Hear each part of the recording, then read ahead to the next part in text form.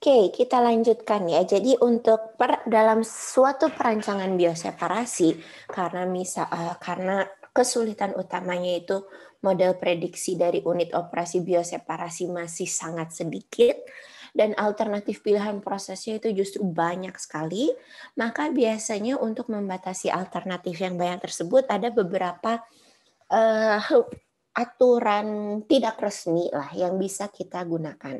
Jadi yang pertama, pisahkan terlebih dahulu komponen yang terdapat dalam jumlah paling banyak. Dan ini biasanya adalah si biomasa. Jadi paling pertama itu pasti yang akan dipisahkan terlebih dahulu adalah si biomasa. Dan selain karena biomasa itu jumlahnya paling banyak, dia juga merupakan suatu komponen yang paling mudah untuk dipisahkan. Jadi kalau misalnya biomasa kan berarti cuma pemisahan padatan dari suatu cairan ya, itu kan gampang sekali untuk dilakukan. Kemudian proses pemisahan yang paling rumit dan paling mahal dilakukan di paling akhir. Biasanya ini merupakan suatu proses yang peningkatan kemurniannya harus yang sudah tinggi sekali atau yang sangat justru yang peningkatan kemurniannya tuh yang perbedaannya sedikit, misalnya dari 80% menjadi 90%, itu udah membutuhkan suatu peralatan yang cukup spesifik, maka itu biasanya akan menjadi paling rumit dan juga akan menjadi yang paling mahal, maka dilakukan di paling akhir. Dan selain itu, pilih proses yang memanfaatkan perbedaan terbesar dari sifat produk dan kontaminannya. Jadi kayak misalnya yang tadi, pemisahan biomasa dengan suatu liquid, perbedaan terbesarnya pasti dari fasanya atau densitasnya ya. Maka pilihlah suatu peralatan yang sangat memanfaatkan perbedaan tersebut. Nah, pada dasarnya, unit operasi dalam suatu proses bioseparasi itu dapat dibagi menjadi beberapa tahapan seperti ini. Jadi yang pertama itu selalu berupa solid liquid separation, jadi pemisahan antara padatan dan cairan, itu pemisahan biomasa ya. Jadi, nah kemudian setelah itu tergantung apakah si biomasanya yang mau diambil atau si mediumnya yang mau diambil. Kalau mediumnya yang mau diambil, langsung masuk ke tahapan isolasi. Kalau si biomasanya yang diambil, maka biasanya masuk ke tahapan pemecahan sel terlebih dahulu, sel rupture, baru kemudian masuk ke tahapan isolasi. Tahapan isolasi seperti namanya itu berarti kita mau mengisolasi si produknya. Jadi kita akan mengutamakan mengambil si produknya dengan beberapa pengotor yang pasti akan ikut terbawa dalam produk tersebut. Nah, setelah si produknya diisolasi, baru kemudian si produknya dipurifikasi. Jadi dibersihkan lebih lanjut, baru kemudian ke final treatment, polishing. Polishing ini biasanya kalau misalnya perlu ditambahkan suatu zat tertentu sebagai stabilizer, atau misalnya si produknya itu mau diganti menjadi suatu padatan, itu masuk ke dalam tahapan polishing. Oke, nah ini jadi tahapan-tahapan umumnya mulai dari pemisahan padatan dan liquidnya.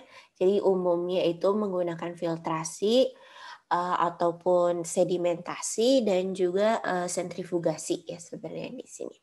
Kemudian kalau misalnya isolasi dari suatu produknya tersendiri itu terutama untuk menghilangkan material-material atau spesies-spesies yang mempunyai sifat yang sangat berbeda dari si produknya, dan juga untuk mengurangi volumenya. Jadi volume kerja dari suatu medium tersebut dikurangi paling besarnya itu di bagian isolasi ini. Isolasi bisa dengan menggunakan ekstraksi, adsorpsi, ultrafiltrasi, presipitasi, dan sebagainya. Kemudian purifikasi itu untuk menghilangkan pengotor lainnya yang biasanya agak lebih sulit untuk dihilangkan. Itu metode yang umum digunakan adalah kromatografi, metode afinitas lainnya, kristalisasi, kemudian presipitasi yang selektif atau fraksional. Kemudian polishing itu berarti untuk menghilangkan si cairannya ataupun untuk membuat si produknya itu menjadi suatu produk yang kristalin. Jadi tetap untuk mengubah si produknya menjadi suatu padatan, tapi apakah menggunakan proses pengeringan? Proses pengeringan, jadi kalau proses pengeringan kan lebih cenderung untuk menghilangkan cairan ya. Sedangkan kalau misalnya kristalisasi itu lebih hampir mirip dengan presipitasi. Tapi produk hasilnya itu lebih spesifik dalam bentuk kristal. Oke, nah ini merupakan suatu contoh dari unit operasi pemrosesan antibiotik. Jadi setelah selesai fermentasi, didapatkan sejumlah broth. Kalau di sini brothnya contohnya 200 meter kubik per batch-nya. Kemudian dari situ dia si brothnya itu mengandung penisilin G. Jadi ini untuk proses untuk menghasilkan penisilin dan juga biomasa. Jadi penisilin G-nya itu dihasilkan sekitar 5.000 kilo dari 200 meter kubik per batch ini. Sedangkan biomasanya itu 6.000 kilogram dalam bentuk dry weight. Jadi kalau misalnya wet weight atau berat basahnya itu pasti lebih besar daripada itu. Nah, jadi proses-prosesannya seperti ini. Jadi mulai dari pengambilan si brothnya atau kaldunya, ini setelah dari fermentasi ya. Nah, konsentrasi produknya itu hanya sekitar 0,1 sampai 5 gram per liter. Jadi bisa dibayangkan itu bahkan sangat kecil sekali dan kualitasnya itu sangat rendah karena pengotornya itu masih sangat banyak sekali. Oke, oleh karena itu diikuti dengan proses pemisahan dari si padatannya. Kalau misalnya di sini contohnya dia menggunakan filtrasi, rotary filter di sini untuk menghilangkan si biomasanya. Konsentrasi produknya biasanya meningkat sedikit, hanya sampai dari 1 sampai 5 gram per liter. Kualitasnya meningkat juga tapi hanya sedikit saja, dari 0,2 sampai 2%. Nah, setelah itu dilakukan proses isolasi, di mana kalau misalnya di sini contohnya proses isolasi dilakukan dengan menggunakan suatu proses ekstraksi. Dari proses ekstraksi ini, berarti kan kita akan mengambil si produknya yang penisilin G yang kita inginkan. Jadi konsentrasi produknya itu meningkat menjadi sekitar 5-50 gram per liter. Kualitasnya juga meningkat. Jadi dari tadinya yang 0,2 menjadi 1-10%. Lanjut dengan purifikasi. Kalau misalnya di sini jadi balik lagi ke sini ya, ekstraksi, kemudian dia tambahkan potasium asetat terlebih dahulu untuk mengubah dari si penisilin G itu menjadi suatu garam penisilin G. Oke, setelah didapatkan garam penisilin G, itu dia akan mengendap. Setelah mengendap akan disentrifugasi. Sebenarnya belum tentu mengendap ya, di sini saya kurang ada informasi, tapi bisa juga dia menjadi lebih berat sehingga bisa dipisahkan dengan sentrifugasi. Dipisahkan dengan sentrifugasi, kemudian setelah disentrifugasi dicuci dengan aseton untuk menghilangkan pengotor-pengotor yang ikut tersentrifugasi. Setelah itu baru kemudian dilanjutkan dengan purifikasi. Di sini kurang ada purifikasinya, tapi biasanya itu contohnya kalau misalnya menggunakan kromatografi, maka akan ada peningkatan konsentrasi menjadi 50-200 gram per liter. Kualitasnya juga akan meningkat jauh pada saat proses kromatografi ini. Nah, kebetulan kalau misalnya contoh yang di sini, polishingnya itu dia menggunakan kristalisasi. Nah, proses kristalisasi itu bisa dianggap sebagai suatu tahapan pemurnian juga. Jadi dari konsentrasi produknya mah sama-sama aja, tetapi kualitasnya itu bisa ditingkatkan lebih jauh dengan menggunakan suatu proses kristalisasi. Beda dengan kalau misalnya di sini, dia hanya menggunakan vacuum dry doang. Jadi kalau vacuum dry itu pengeringan, biasanya dia tidak dianggap sebagai suatu proses purifikasi lanjutan kalau pengeringan. Pengeringan itu benar-benar hanya perubahan fasa dari liquid ke padatan. Baru kemudian didapatkan si penisilin G saltnya atau garamnya. Oke, nah bisa dilihat peningkatan konsentrasi terbesar itu terdapat pada tahap isolasi dan peningkatan kualitas tertinggi itu terdapat pada tahap purifikasi. Nah, ada pertanyaan terlebih dahulu sebelum kita masuk ke pembahasan spesifik tiap tahapannya.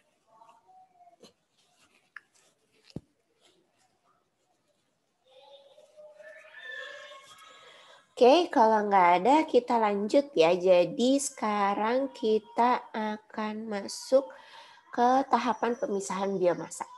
Jadi tahapan pemisahan biomasa seperti yang sudah disebutkan itu terutama untuk menghilangkan si biomasanya atau memisahkan biomasanya, dan apa yang diambil setelah tahapan biomasa akan bergantung kepada si produknya. Apakah produk yang kita inginkan itu berada di dalam sel atau produk yang kita inginkan di luar sel. Nah, untuk membantu dalam pemisahan biomasa, kita pelajari dulu karakteristik biomasa. Jadi biomasa itu mempunyai spesifik gravity sekitar 1 sampai 1,1. Kemudian bentuknya akan bergantung kepada biomasa yang digunakan, apakah dia bulat, apakah dia batang, atau dia elipsoidal. Elipsoidal jadi oval ya, seperti ragi itu biasanya oval, ataupun filamen. Jadi filamen itu seperti jamur-jamur, kapang-kapang, itu dia bentuknya filamen. Typical size-nya juga akan membantu menentukan unit pemisahan apa yang cocok. Misalnya kalau misalnya bakteri, ukurannya sekitar 0,5 sampai 2 mikron. Kalau yeast, ragi, ukurannya lebih besar 1 sampai 7 ya mikron. Kemudian kalau jamur itu biasanya sekitar 5 sampai 15 dengan panjang 50 sampai 500. Kemudian kalau misalnya sel binatang sekitar 10 sampai 20, sedangkan kalau misalnya sel tumbuhan itu yang paling besarnya sekitar 20 sampai 40 mikron. Nah, jangan salah, biasanya si karakteristik dari si mikrobanya juga akan karakteristik dalam artian apakah dia bakteri, apakah dia ragi, atau misalnya sel, itu juga akan membantu dalam penentuan alat yang cocok untuk memisahkan biomasa ini. Namun pada akhirnya itu biasanya hanya 2 jenis yang umum digunakan, yaitu filtrasi atau sentrifugasi. Ada beberapa opsi lainnya misalnya sedimentasi dan sebagainya, tapi biasanya kalau sedimentasi itu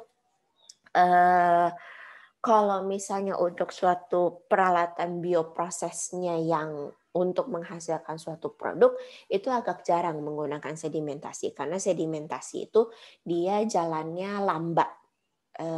Ya, jalannya lambat. Sedimentasi itu hanya cocok kalau misalnya kayak wastewater treatment. Kalau wastewater treatment kan nggak ada spesifikasi khusus harus menghasilkan berapa laju alir dalam berapa waktu. Itu baru cocok menggunakan sedimentasi. Jadi dibiarin aja, suruh mengendap secara natural, kemudian produk apapun yang dihasilkan itu langsung dikeluarkan ke sungai ataupun ke mana.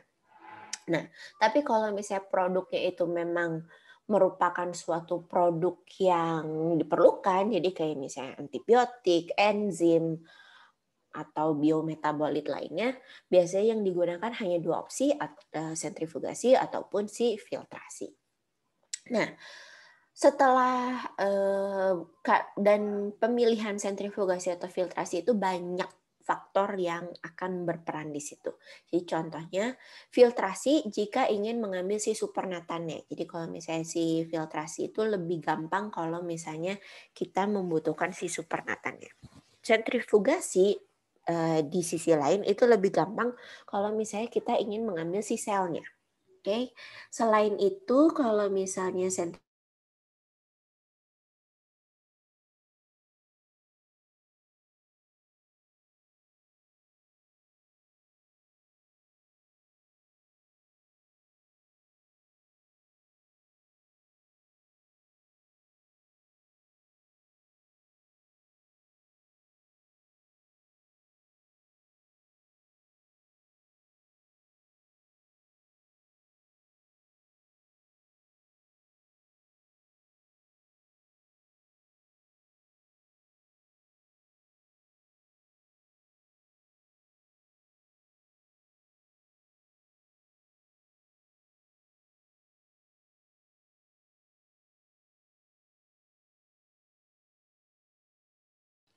Halo, tes tes. Sorry, tadi putus internetnya, tiba-tiba putus.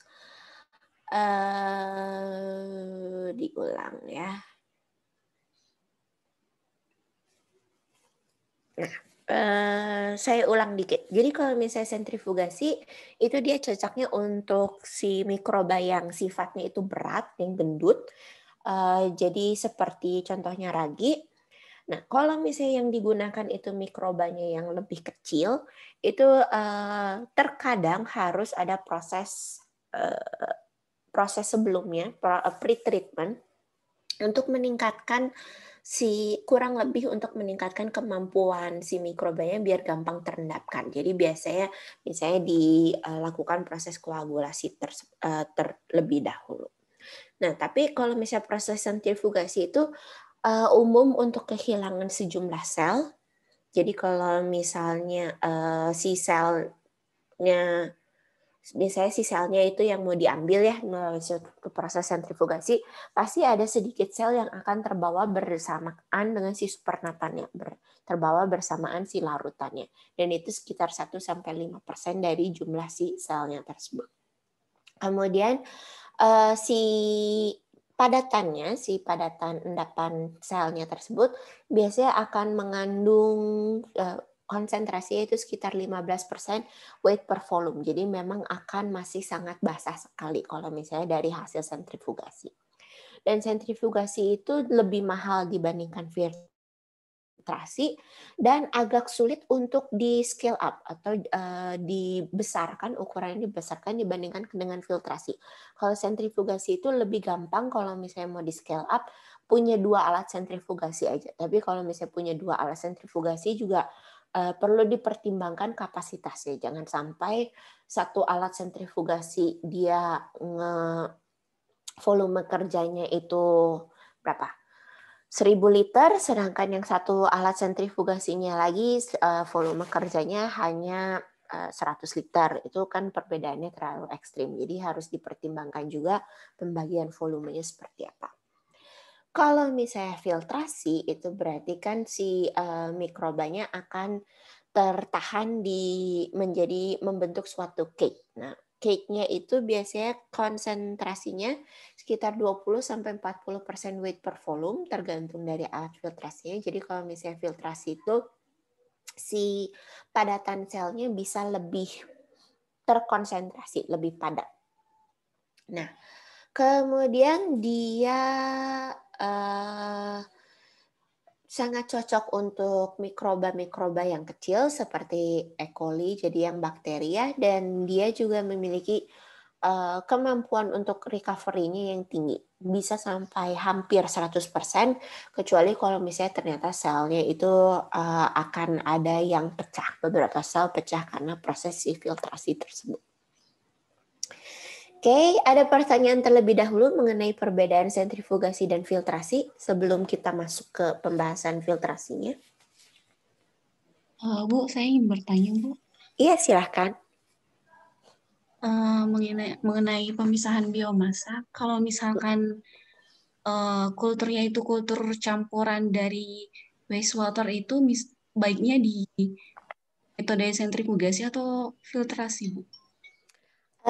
Tergantung.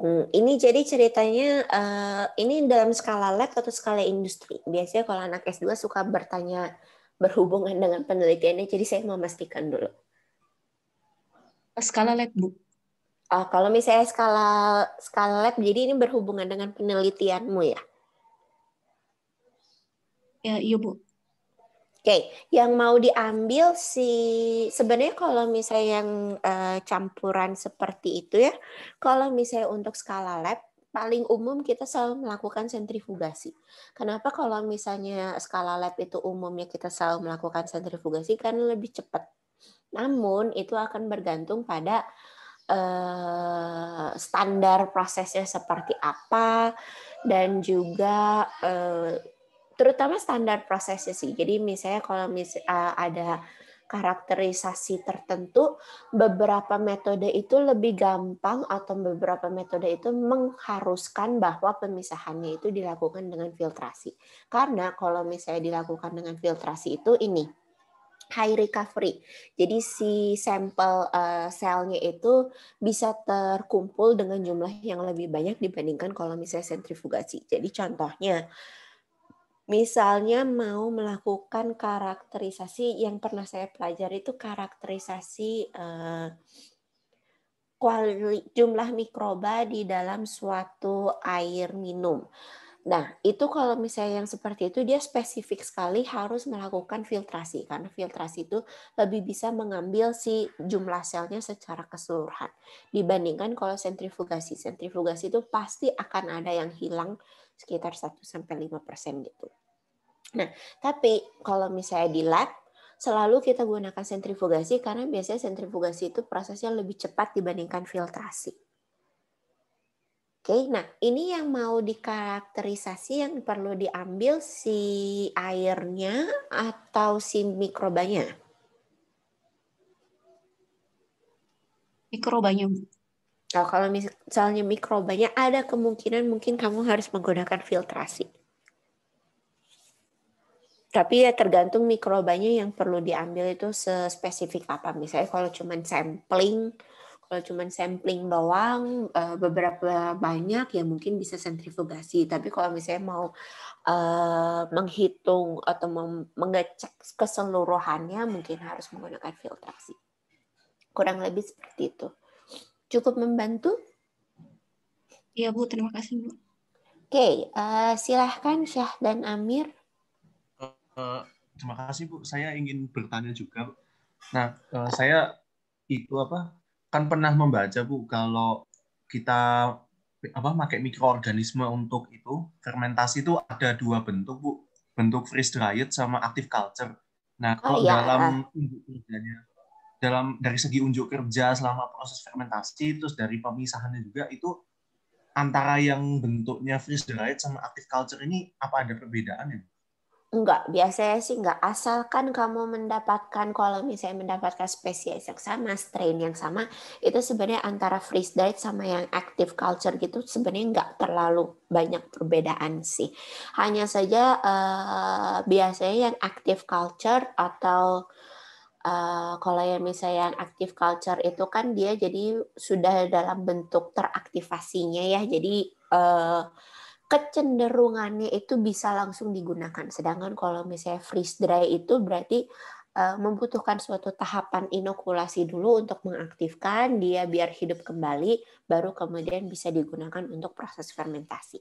Tapi tentu saja kalau misalnya active culture itu terutama kesulitan dalam proses transportasinya. Jadi kalau misalnya kamu beli misalnya si active culture-nya, mungkin dia hanya kuat dari gedung SITH ke gedung teknik kimia gitu. Tapi kalau misalnya freeze dried itu berarti dia akan bisa kuat bertahan dari Jakarta sampai Bandung atau bahkan bisa lebih. Kalau misalnya beli dari luar negeri bisa nyampai ke Indonesia itu biasanya dalam bentuk freeze dried yang paling aman karena dia lebih stabil lah. Tidak akan mengalami kematian selama transportasi. Umumnya sih hanya itu. Tapi kalau Baik, Bu, misalnya terima kasih. dari aktivitas fermentasinya sih seharusnya tidak akan berbeda terlalu jauh. Oke, ada pertanyaan lagi?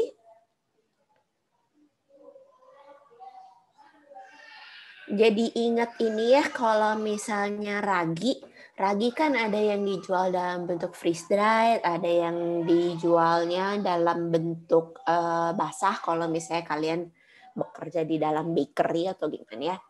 Jadi kalau misalnya ragi itu kan kemudian yang freeze dried atau yang kering juga yang jual komersial tuh ada 2 jenis ya, ada yang sudah ditambahkan aktivator, ada yang satu lagi itu yang belum ada aktivatornya kalau nggak salah ya. Nah, itu sebenarnya kalau misalnya dari kualitas raginya ya ada perbedaan sedikit lah katanya. Kalau misalnya yang active culture itu biasanya karena dia aktif ya nggak pernah dibekukan gitu, dia biasanya agak lebih aktif tapi ya cuman beda dikit aja kalau misalnya di dalam suatu proses pembuatan roti ya kita ngomonginnya. Nah, jadi kalau misalnya active culture itu biasanya di dalam bentuk basah, itu biasanya hanya untuk bakery tertentu aja. Itu kan jadi bisa langsung digunakan, langsung dicampurkan ke si adonannya. Sedangkan kalau misalnya yang dibelinya yang dari supermarket dalam bentuk kering, itu juga ada 2 jenis. Ada yang sudah ditambahkan aktivator atau stabilisator, saya agak lupa. Itu yang raginya cukup diencerkan di dalam air doang, kemudian bisa langsung dipakai. Atau yang misalnya yang satu lagi tidak ditambahkan aktivator, berarti si raginya itu baiknya harus dilarutkan di dalam air hangat dulu, dan air hangatnya itu baiknya ada gulanya biar si raginya itu bangun terlebih dahulu baru kemudian bisa digunakan. Jadi memang akan ada perbedaan tapi ya dikit-dikit aja lah. Oke, ada pertanyaan lagi sebelum lanjut? Oke, kalau nggak lanjut ya, jadi kita akan membahas mengenai filtrasi terlebih dahulu. Jadi filtrasi merupakan suatu proses pemisahan padatan dari cairan berdasarkan ukurannya, terutama kalau filtrasi itu akan berdasarkan ukurannya, jadi besar kecilnya, dengan memberikan suatu force tertentu atau beda tekanan tertentu pada cairan melalui solid support atau medium filter. Jadi kalau misalnya ngebayangin filtrasi mungkin lebih gampang ngebayangin yang tipe A kayak gini. Jadi kita punya larutan yang ada padatannya, yang ada biomasanya. Dia ditekan, diberikan perbedaan tekanan antara titik sini dengan titik sebelah sana. Oke, jadi kalau misalnya yang di skala lab biasanya perbedaan tekanannya kita berikan vakum ya. Jadi di sebelah sini ya kita berikan vakum sehingga si liquidnya itu bisa mengalir melewati si filternya, atau bisa berupa membran ataupun misalnya kain filter atau apapun. Oke. Nah, berdasarkan arah cairan terhadap medium filter itu biasanya proses filtrasi yang ada di suatu industri itu bisa dibedakan menjadi 2. Ada yang konvensional atau yang dead end filtration, di mana cairan itu mengalir tegak lurus terhadap si filternya, jadi cairannya mengalir tegak lurus terhadap si filter, sehingga terdapat pembentukan padatan yang disebut dengan cake. Jadi padatan yang akan terbentuk ini disebut sebagai cake pada si permukaan filternya. Apa yang terjadi dengan suatu proses konvensional atau dead end? Berarti selama si prosesnya itu terus berlangsung, maka cake-nya itu akan semakin menebal terus-terusan sampai, dan pada saat si cake-nya itu menebal, maka si fluxnya atau besaran laju alir yang dapat melewati si filter itu akan semakin turun sampai akhirnya buntu. Nah, pada saat sudah buntu seperti ini, berarti si cake-nya itu harus kita hilangkan terlebih dahulu, baru kemudian bisa dilangsungkan si pemisahannya lagi. Oke, nah itu merupakan suatu proses yang konvensional. Satunya lagi proses filtrasi yang dikenal sebagai cross atau tangential flow filtration. Kalau misalnya tangential flow filtration, jadi si cairannya itu akan mengalir searah dengan filter.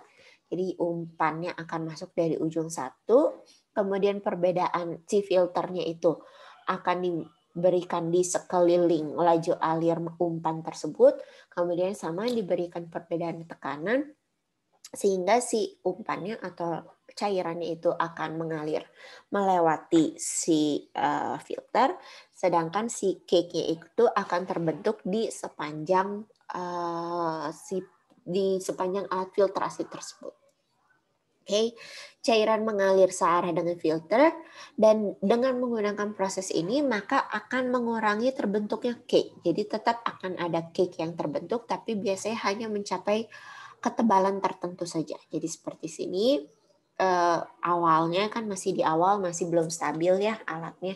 Oke, jadi dia pasti akan membentuk cake dengan ketebalan tertentu sampai suatu titik sudah stabil prosesnya, maka ketebalan cake itu akan bertahan pada ketebalan tertentu. Dan fluxnya juga akan bertahan pada suatu angka tertentu. Oke, nah kalau misalnya untuk yang cross flow seperti ini atau tangential flow, berarti keuntungannya adalah kita sudah tahu ketebalan cake-nya itu akan tetap, berarti fluxnya juga akan tetap pada angka tertentu, maka kita tidak perlu menghilangkan si cake-nya setiap saat tertentu. Jadi prosesnya itu bisa berlangsung lebih lama kalau misalnya untuk yang cross flow.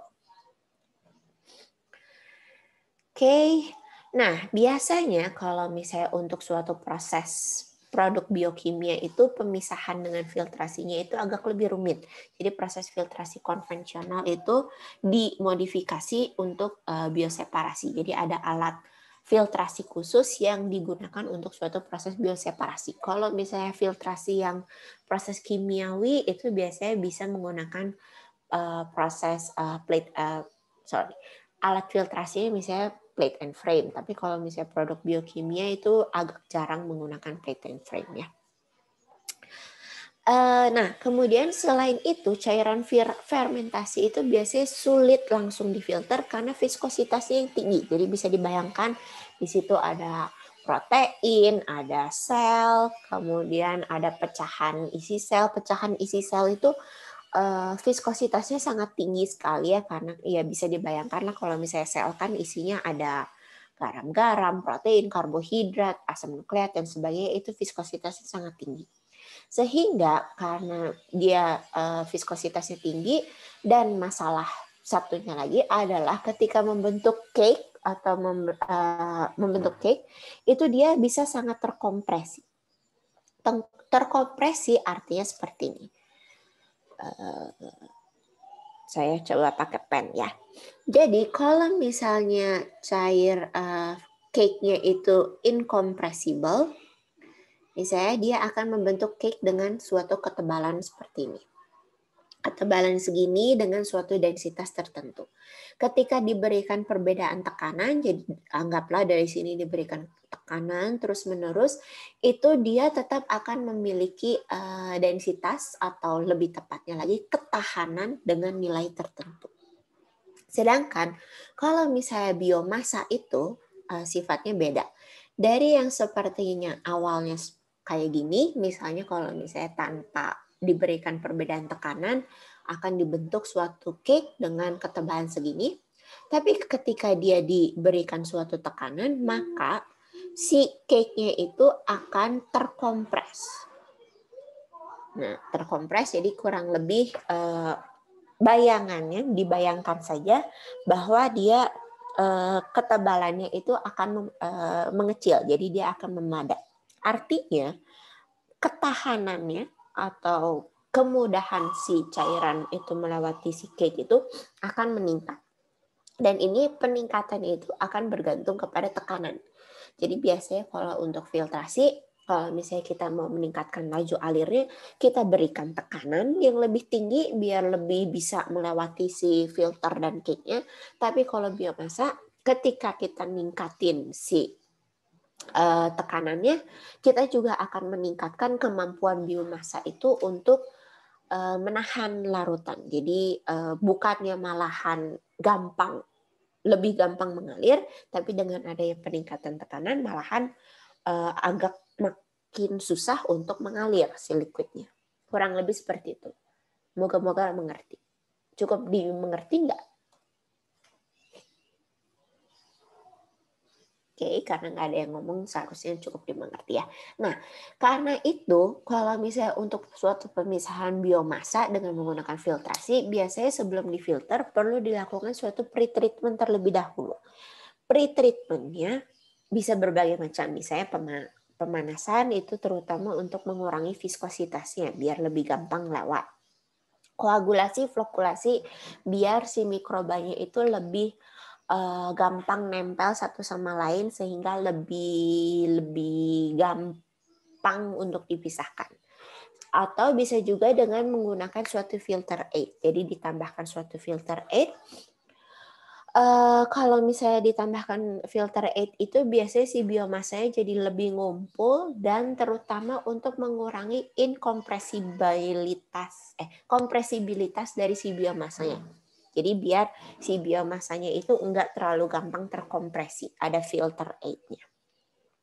Biasanya pemanasan merupakan metode yang paling sederhana dan murah, tapi akan bergantung kepada si produknya juga. Produknya itu sensitif terhadap temperatur atau enggak. Kalau misalnya produknya sensitif terhadap temperatur, maka silakan dipilih proses pretreatment yang lainnya.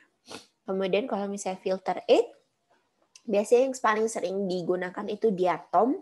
Diatom itu sejenis alga ya. Itu yang alga tapi dia komposisi utamanya itu silika. Jadi bisa dibayangkan kalau misalnya silika dia akan jadi agak keras gitu ya. Nah itu merupakan filter aid yang paling umum digunakan. Alat filtrasi konvensional, jadi ada plate and frame, ini ada dipakai di proses biokimia atau di suatu industri bioproses, tapi ya enggak sebanyak rotary vacuum filter. Jadi rotary vacuum filter itu memang merupakan suatu alat filtrasi yang paling umum digunakan. Jadi kalau misalnya rotary vacuum filter itu prinsip kerjanya kalian punya umpannya di bagian sini ya. Jadi umpannya di bagian sini, ya, di bagian wadah di bawah. Kemudian setelah itu diberikan perbedaan tekanannya. Perbedaan tekanannya ya, diberikan dengan cara si bagian dalam sini dibuat menjadi vakum, makanya namanya vakum. Nah, kemudian si drumnya ini akan berputar. Sambil berputar, sambil ada perbedaan tekanan vakum itu, maka akan terbentuk cake di drumnya ini. Kemudian si cake-nya sambil dicuci, ya, di watering di bagian sini. Terus sambil terus di vakum, sehingga si cake-nya tetap nempel, tetapi tetap terjadi proses pencucian. Setelah itu sampai di ujung, di sini di bagian ujung akan ada sejenis pisau yang akan melepaskan si cake-nya dari si drumnya, sehingga si cake-nya bisa terlepas dan si drumnya mulai lagi dari sini mengambil lagi umpannya, kemudian dihilangkan si cake-nya dan seterusnya. Sampai akhirnya didapatkan si cairan yang cukup jernih. Oke, kemudian variasi sedikit dari rotary vacuum filter ada vertical leaf filter, jadi dia tetap menggunakan vakum ya. Cuman dia inletnya masuk ke sini, kemudian dia akan memenuhi si ruangan ini.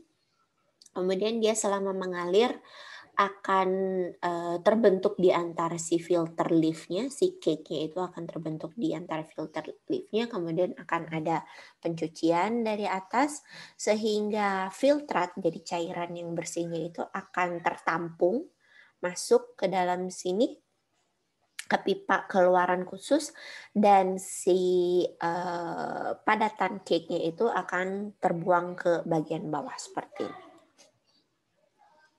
Nah, sedangkan kalau misalnya yang cross flow itu biasanya yang ada beberapa jenis yang umum digunakan.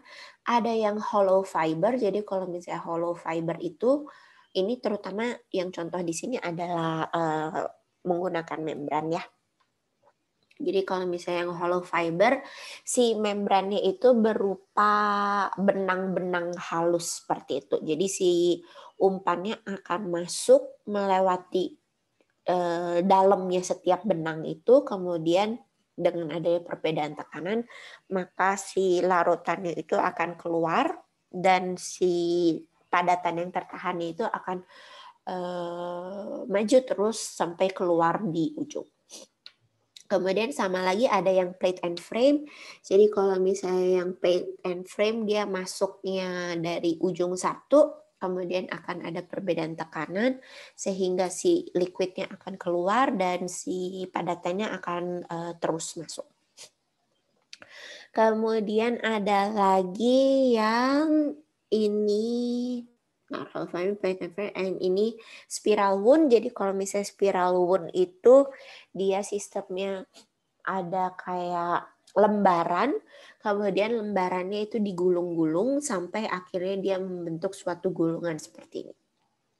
Nah, itu jadi si larutannya melewati di sini nggak kelihatan ya.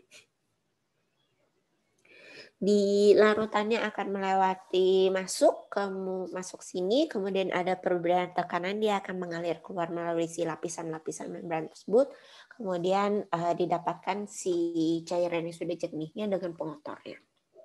Kemudian rotating cylinder module ini agak jarang sih dipakai. Biasanya yang umum itu antara hollow fiber ataupun yang spiral wound. Ini ada keterangan mengenai kemudahan pencucian dan sebagainya. Nah, kemudian biasanya yang membedakan antara satu alat filter dengan alat filtrasi lainnya itu terutama harus dipertimbangkan pemilihan media filternya. Dia kalau bisa tingkat entrapment di dalam celahnya rendah, jadi dia tidak akan masuk ke dalam si pori-pori dari si filternya tersebut. Kemudian tahan terhadap bahan kimia, terutama kalau misalnya ternyata si alatnya itu harus sterilisasi. Ketahanan terhadap suatu keausan mekanis cukup kuat untuk menahan tekanan filtrasi. Kemampuan untuk melepaskan cake dengan mudah dan bersih, dan juga harganya itu sendiri. Oke, saya lanjutin dikit ya ke sentrifugasi biar kita hari ini bisa selesai sampai pemisahan biomasa. Nah, kalau misalnya sentrifugasi itu dia memanfaatkan perbedaan densitas antara padatan dan cairan ya. Jadi kalau sentrifugasi, saya nggak tahu apakah kalian pernah lihat atau enggak, tapi itu pada dasarnya si alatnya itu diputar-putar. Dengan diputar-putar akan ada gaya sentrifugal, dan gaya sentrifugal itulah yang akan membantu biar si padatannya itu terlempar dan akan terakumulasi di sisi-sisinya. Oke, beberapa alat yang umum digunakan ada tubular ball seperti ini, jadi dia liquid cairannya masuk dari ujung, kemudian di sini akan ada perputaran sehingga si padatannya itu nempel di sisi-sisinya, kemudian akan diambil si cairannya.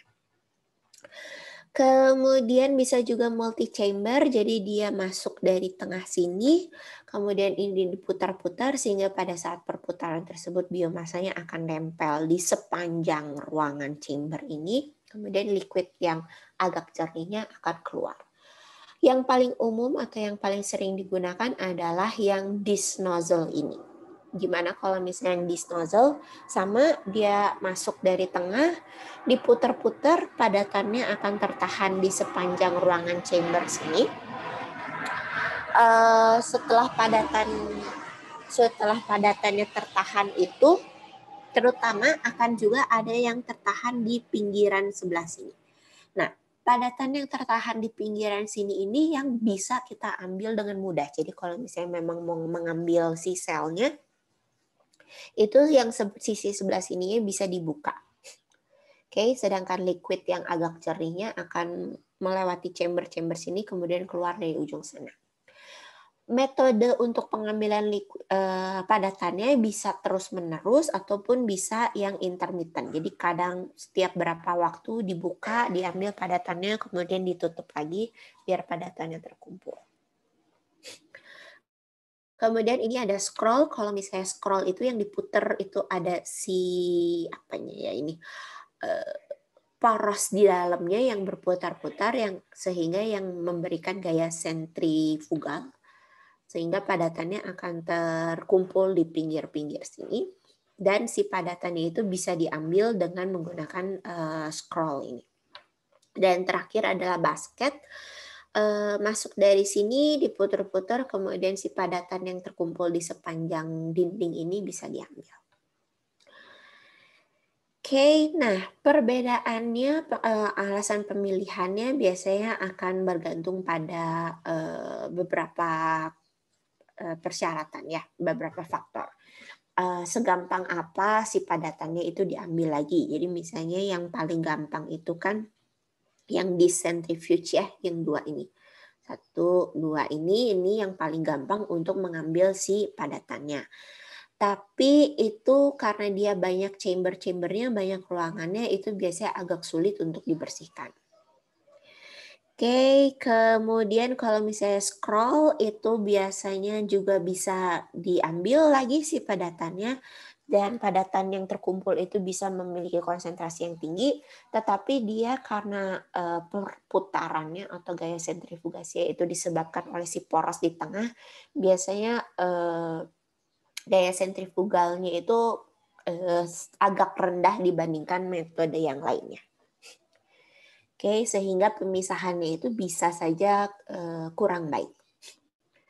Basket itu juga kayak itu si padatannya bisa diambil, tetapi biasanya dia kurang, padatannya bisa dicuci tetapi kurang bisa diambil dan tidak cocok untuk sistem yang soft biological solid. Jadi kalau misalnya padatannya agak lembek-lembek gitu. Oke, kalau misalnya tubular ball juga tidak bisa diambil, chamber ball juga tidak bisa diambil. Tapi kalau tubular ball itu yang paling sederhana ya, jadi karena tidak ada ruangan-ruangannya, dia gampang dicuci. Kalau chamber ball itu lebih susah dicuci. Kurang lebih seperti itu. Itu untuk materi yang pemisahan biomasa. Apakah ada pertanyaan terlebih dahulu?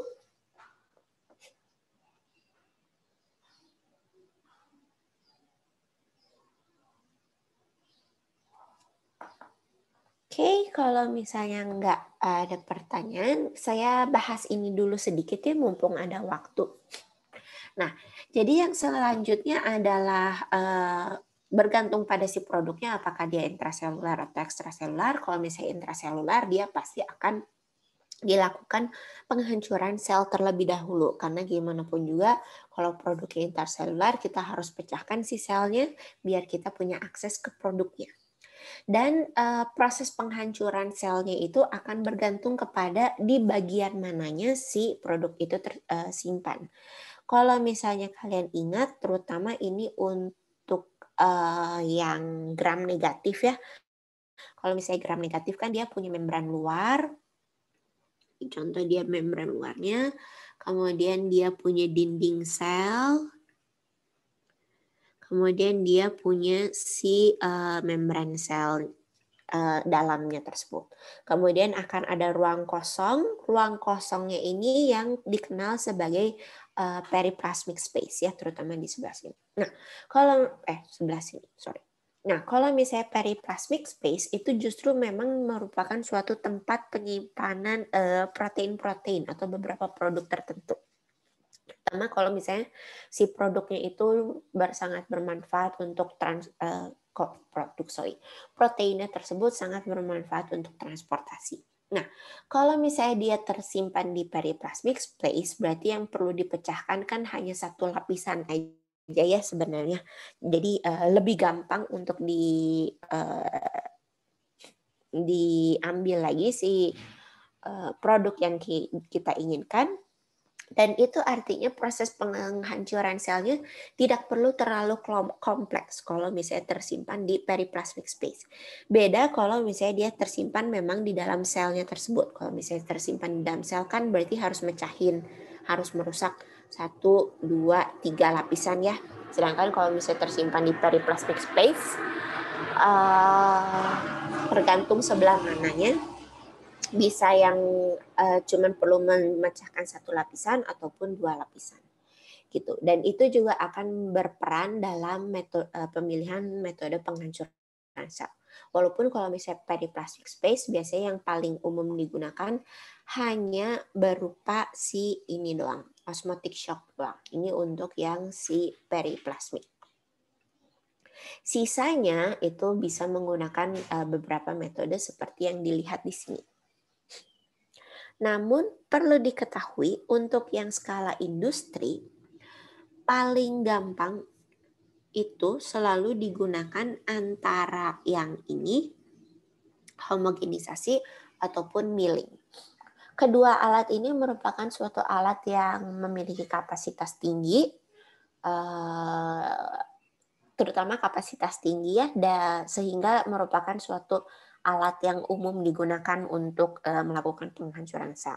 Sedangkan kalau misalnya yang menggunakan metode freeze drying lah, chemical atau enzimatik ataupun dengan sonikasi, ini umumnya hanya untuk yang skala lab aja. kurang lebih seperti itu. Saya stop dulu ya.